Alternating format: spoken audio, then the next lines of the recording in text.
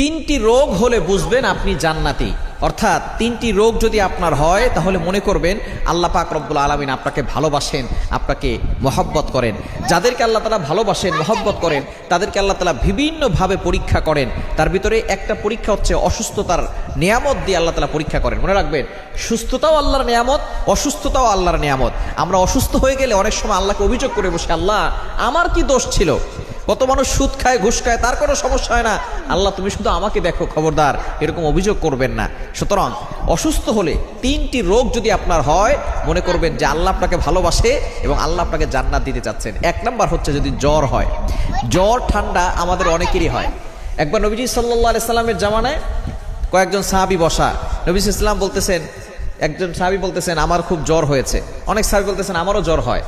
এবার নবী সাল্লাল্লাহু আলাইহি সাল্লাম বলছেন তোমরা তো আমার অন্তর্ভুক্ত, আমারও তো জ্বর হয়। কিন্তু একজন বলতেছে যে আমার জ্বর হয় না। নবীজি বলতেছেন তাহলে